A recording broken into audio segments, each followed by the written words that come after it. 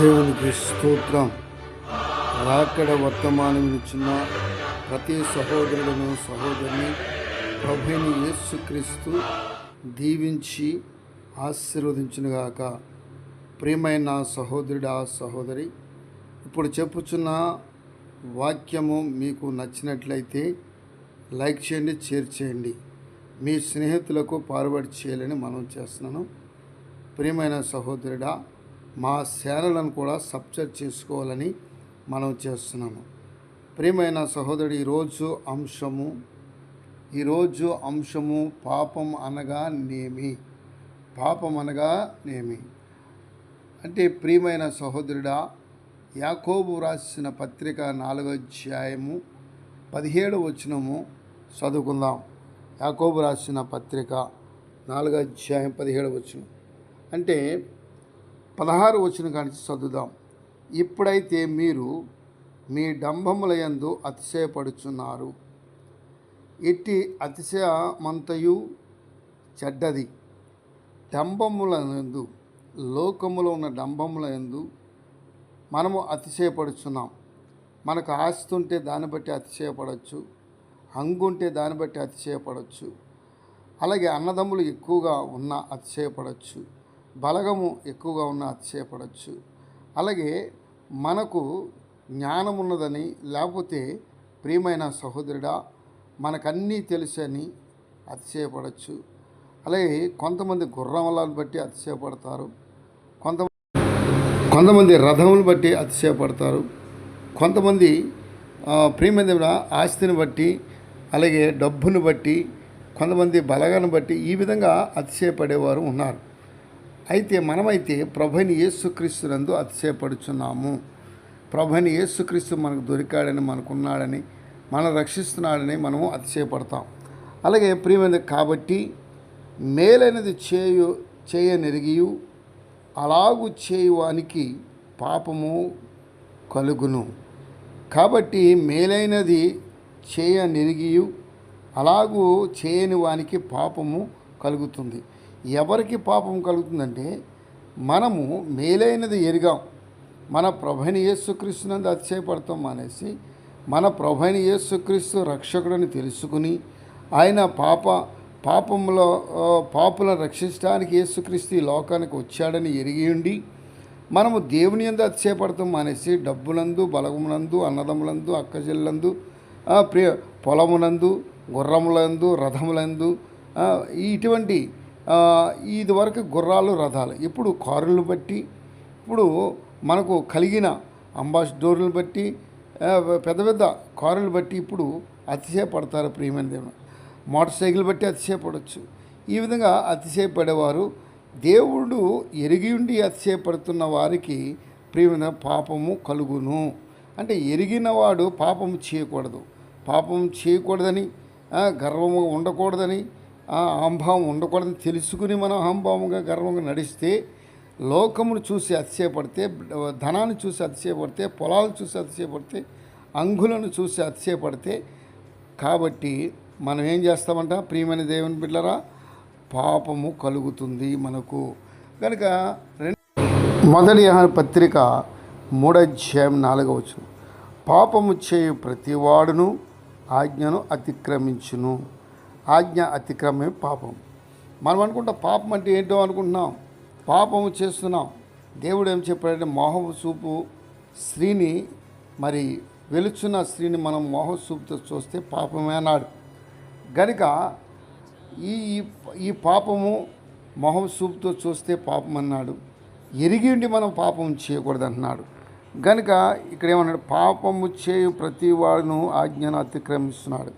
దేవుడు ఏమన్నాడు, పాపం చేయొద్దు అన్నాడు. పాపం చేస్తున్నా, ఆజ్ఞ అతిక్రమమే కదా. మరి ఆనాడు ఏదైనా తోటలో ఆదాము అవ్వకు ఆజ్ఞ ఇచ్చాడు, మీరు పండ్లన్నీ తినొచ్చు కానీ పలానా చెట్టు దగ్గరికి వెళ్ళొద్దు, పలానా చెట్టు ముట్టుకోవద్దు, పలానా చెట్టు పండ్లు తినకూడదు అని ఆజ్ఞ ఇచ్చాడు. వారు అవ్వమ్మ మోసపోయి తినేసింది. అలాగే ఆదాము కూడా తన భార్యతో పాటు తినేశాడు. కనుక ఆజ్ఞ అతిక్రమించారు, అది పాపం. కనుక ఆజ్ఞ ఇచ్చినప్పుడు దేవుని యొక్క ఆజ్ఞను మనం మీరకూడదు. ఆజ్ఞ అతిక్రమమే పాపము.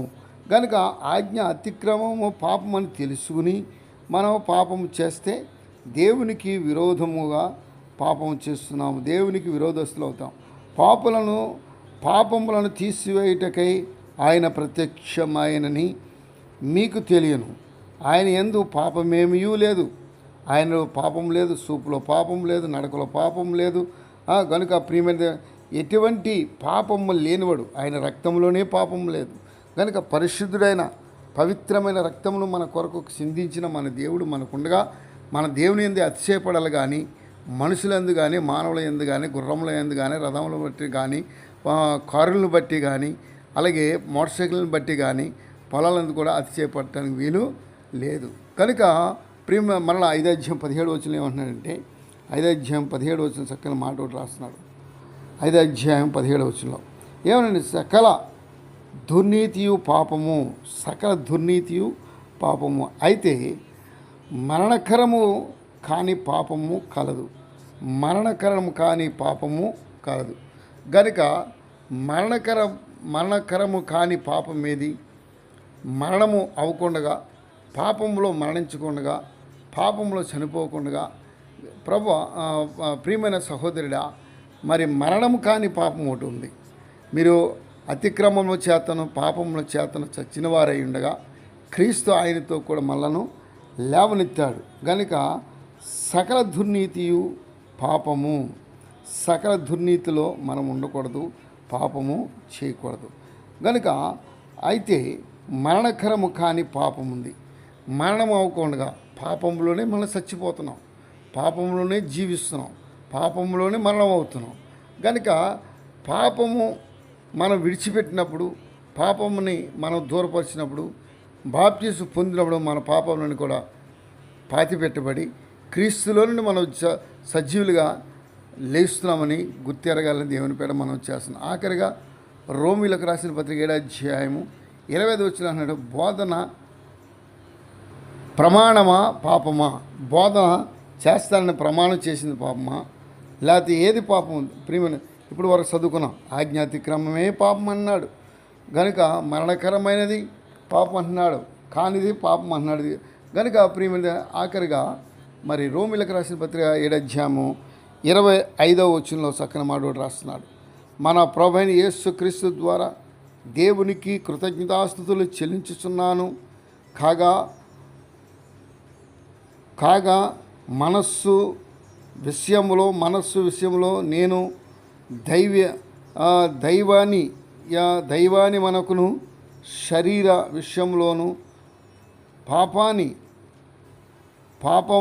పాపమని మనకును దాసుడినై ఉన్నాను. గనుక ప్రియమైన చక్కని మాట ఏమన్నాడంటే, శరీర విషయంలోను పాప నియమమునకును దాసుడనై ఉన్నాను. శరీర విషయంలో గనుక కాగా మనస్సు విషయంలో నేను దైవ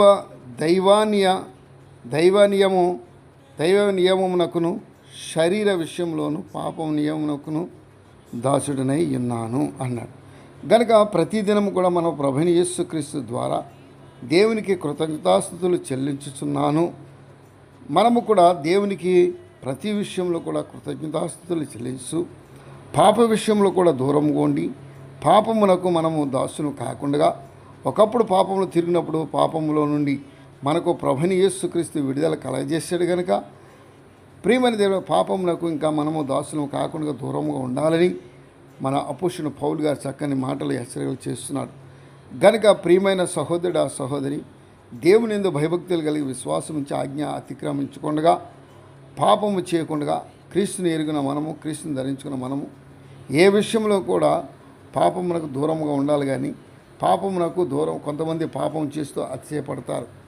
పాపం చేస్తూ నేనే గొప్పగా చేస్తున్నాను అనుకుంటారు, నేనే గొప్పగా స్త్రీలను చెరిపివేస్తున్నాను అనుకుంటారు, నేనే గొప్పగా పాప వల్ల చేస్తున్నాను. ఇది పాపం. కనుక నోటితో పాపం కూడా ఉంటుంది. ప్రియమైన మనము దేవుని దూషించకూడదు, ఏ విషయాలు వాక్యాలు కూడా దూషించకూడదు. కనుక ప్రభువైన యేసుక్రీస్తుని ఎవరైతే దూషిస్తారో, అలాగే పరిశుద్ధాత్మను ఎవరైతే దూషించి పాపం చేస్తారో వారికి ఈ యుగమందైనను రాబో యుగమందైన పాప క్షమాపణ కలుగదు. కనుక పాప క్షమాపణ కలగాలంటే పరిశుద్ధాత్మను మనము దూషించకూడదు. యేసుక్రీస్తుని మనం చేసిన క్రీస్తునది మనం అతిశయపడాలి. కానీ ప్రభు మన కొరకు మరణించాడని, మన కొరకు తన రక్తమును చిందించాడని విశ్వాసం ఉంచి ముందుకు సాగాలని దేవుని పేట మనం చేస్తున్నాం. కనుక ప్రభుని యేసుక్రీస్తు మాటలను దీవించి ఆశీర్వదించునుగాక. ప్రార్థన. మమ్మల్ని మిక్కిలిగా ప్రేమించిన యేసయ్యా, నీకు వందనాలు, స్తోత్రాలు తండ్రి. లేలపూడి సంఘమును యవనస్తులను కూడా ఒకసారి జ్ఞాపకం చేసుకో. స్త్రీల సమాజమును యవనస్తులు కూడగా సండే స్కూల్ బిడ్డలను కూడా దీవించి ఆశీర్వదించి దేవానికి స్తోత్రాలు తండ్రి. నీ దయగల హస్తం తోడనిడగా ఉంచి నడిపించమనిస్తున్నాను. కష్టాలు, నష్టాలు, ఇరుకులు, ఇబ్బంది, శోధనలో ఉన్న వరకు విడుదల దయచే. కష్టపడి కూలి పని చేసుకున్న వారిని వారి కూలి బట్టి దీవించి ఆశీర్వదించు నాయన. పాడిని మేపుకుంటున్న వారిని కూడా వారి పాడిని బట్టి వ్యవసాయం చేస్తున్నారు, వ్యవసాయాన్ని బట్టి దీవించి ఆశ్రయించు. చిన్న చిన్న జాబులు చేస్తున్న వారు వారి జాబులను బట్టి దీవించి ఆశీర్వదించి దేవానికి స్తోత్రాలు తండ్రి. అదేవిధంగా నా ప్రభ నాయన, రోడ్డు మీద ప్రయాణం చేస్తున్న వారు నడక ప్రయాణము, సైకిల్ మీద ప్రయాణము, బస్సుల మీద ప్రయాణము, ఆటోల మీద ప్రయాణము, కారుల మీద ప్రయాణము, అదేవిధంగా నా ప్రభ యేసయ్యా నీకు స్తోత్రాలు తండ్రి. ట్రైన్ల ప్రయాణము, విమానాల ప్రయాణము, అంతరిక్షల ప్రయాణము, హెలికాప్టర్ల ప్రయాణం చేస్తున్న బిడ్డలకు అందరికీ నీ కాపుదల నుంచి నడిపించి దేవానికి దూర దేశంలో, దూర ప్రాంతంలో ఉండి కష్టపడి పనిచేసుకుని వస్తున్న నాయన మా యొక్క బిడ్డలను, ఇతర సహోదరులను కూడా కాపాడి నడిపించు. సంస్థల యొక్క నాయకులను కూడా దీవించి ఆశ్రయించు. దేవానికి వందనాలు, స్తోత్రాలు తండ్రి. సంస్థ యొక్క నాయకులు నాయన వారి యొక్క సంస్థలను కాపాడి నడిపించి ముడుస్తున్నాను. దేవానికి స్తోత్రాలు తండ్రి. ఆయన బిషప్ల, రెవరెండ్లను నాయన అందరం కూడా కాపాడి నడిపించి దేవా. పోలీసు అధికారులను ఆయన పోలీసు వారిని దేవా వారి వారి కుటుంబములు దీవించి ఆశీర్వదించిన ఆయన కాపాడి నడిపించి దేవానికి స్తోత్రాలు తండ్రి. ఆయన ఇంజనీర్ల, కలెక్టర్లను, సబ్ కలెక్టర్లను, అదేవిధంగా నా ప్రభ యేసయ్యా దేవా నాయనానికి సాఫ్ట్వేర్లను నాయన అందరం కూడా దీవించి ఆశీర్వదించి దేవానికి స్తోత్రాలు తండ్రి. దయగల హస్తం తోడుగా ఉంచమడుగుతున్నాను నాయన. ఇదిగో నా ప్రభ నీ యందు భయభక్తులు కలిగి జీవిస్తున్న ప్రతి ఒక్కరిని కూడా విడిచిపెట్టకుండా దీవించి ఆశీర్వదించమడుగుతున్నాను. దేవానికి స్తోత్రాలు తండ్రి. నాయన ఇదిగో దేవానికి స్తోత్రం. మా యొక్క దేశ నాయకులను ఆయన మా రాష్ట్ర నాయకులను కూడా దీవించి ఆశ్రయించి మంచి పరిపాలన దయచేసి నడిపించమడుగుతున్నాను. దేవానికి వందనాలు, స్తోత్రాలు తండ్రి. ఈ పరిచర్యలు పాల్పొందించిన ప్రతి యవనస్తులు కూడా చదువుకొనిచిన విద్యార్థులను వారి యొక్క చదువుల, విద్యలు, జ్ఞానంలో వయసులో వర్ధిలింపచేసి ప్రతి బిడ్డను కూడా దీవించి ఆశ్రయించు. నీకు ఇష్టమైన బిడ్డలుగా మలిసి నడిపించి దేవానికి స్తోత్రాలు తండ్రి. ఆయన ఇదిగో నా ప్రభా నీ రాకడ బహు త్వరగా వచ్చింది కనుక అందరూ కూడా విశ్వాసం నుంచి మెలుకలు ప్రార్థించే భాగ్యం దయచేయమని యేసు నామమున అడిగి వేడుకొనుచున్నాను. ఆమేన్, ఆమేన్.